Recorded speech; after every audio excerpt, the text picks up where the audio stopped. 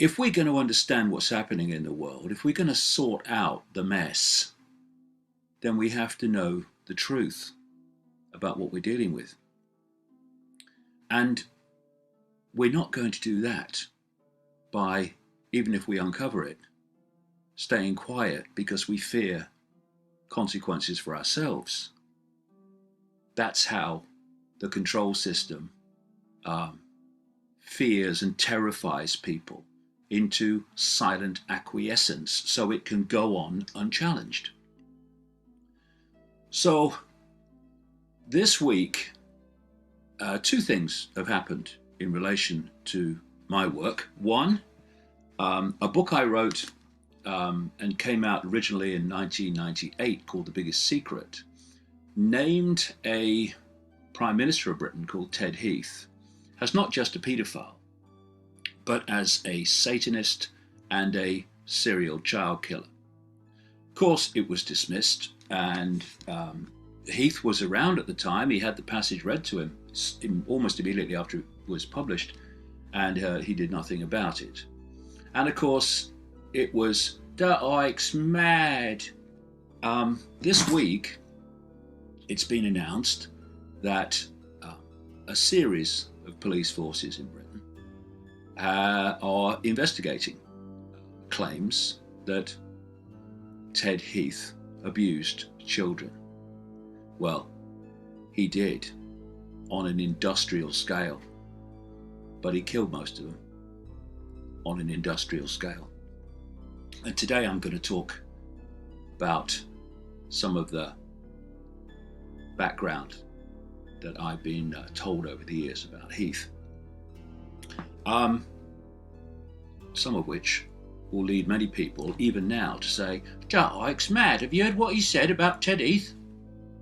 And then this book, The Perception Deception, massive work, and many books before this, going back many years, have said that we live in a fake reality. We live in the very advanced equivalent of a computer simulation.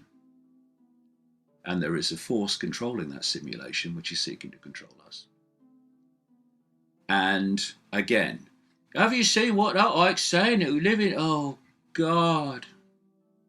And this week, the story in the mainstream media, is our universe fake? Physicists claim we could all be the playthings of an advanced civilization. Physicists say there's a possibility that our world is merely a simulation. They claim there may be evidence of this if only we know where to look. For instance, some of the laws of physics may not quite add up, they say. Well, actually, the laws of physics do add up, as perceived by scientists, but they only add up if we live in a simulation, which we do. And all this comes together in basically this. Wisdom is knowing how little we know. And what I call the arrogance of ignorance is the biggest block to human understanding about anything. The arrogance of ignorance is a human disease. Most journalists suffer from it, many to a very serious extent, fatal to their perception. And what it means is you take the norm, whatever it is at any point, as the truth from which you judge everything. Therefore, anything that is outside the official truth must be wrong, mad, or dangerous, and so dismiss it. And when you look through history, the only people that have moved the human race on in terms of expansion of understanding have been those that have challenged the norms. Because if that is not true, it means the norm must know everything at any point, which clearly it bloody doesn't. But the arrogance of ignorance says, like in the journalistic case, I mean, it's swamped with it. I'm going to abuse and ridicule this person because he's saying something different to the norm that I've been told is normal. And when you look through history, and you look at philosophers, people who speak any kind of wisdom, there is a common theme. They use slightly different words, but the theme is the same. Here's 3 examples. Socrates in ancient Greece. To know is to know that you know nothing. That is the meaning of true knowledge. Confucius in China. Real knowledge is to know the extent of one's ignorance. And another one, he who knows all the answers has not been asked all the questions. Another great Confucius quote. And then finally, Albert Einstein. Condemnation without investigation is the height of ignorance. And that does for most journalism, for a start, and most people, in my experience. And it's not just the height of ignorance. That's one level of it. But then to abuse those saying something else, that is the arrogance of ignorance. The word occult just means hidden. It's hidden knowledge. But in the sense that it's used most times in everyday life, it's used in the context of the negative use of hidden knowledge. In fact, when you come to the church and organizations like that, they seem to think that all hidden knowledge is bad, is evil. It's not. Knowledge is just knowledge. It's like a microphone. A microphone is not positive, negative, good or bad. It's how you use it. Same with the printing press. Same with hidden knowledge, which has become known as the occult. But the fact does remain that it is clear to people like me who've researched this ongoing for a long time that we are seeing the normalization of the negative use of occult knowledge. We're seeing it with the way that Halloween has become more and more like a mini Christmas, where kids go out with their trick and treat and it's all fun and all that. But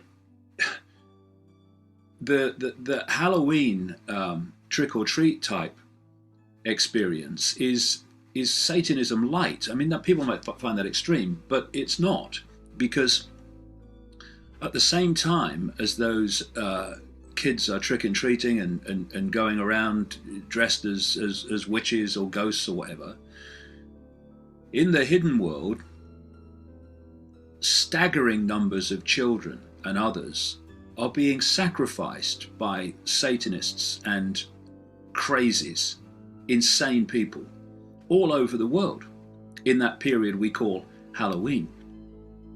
And it's very much like the Eucharist, where in the church, where they drink the blood of Jesus as wine and they eat his flesh as a biscuit or something. It's Satanism light. It's mirroring the real rituals of really drinking blood and really eating flesh that go on in these full-blown satanic networks, which infiltrate, of course, politics, indeed direct politics and the corporate world and banking and all the rest.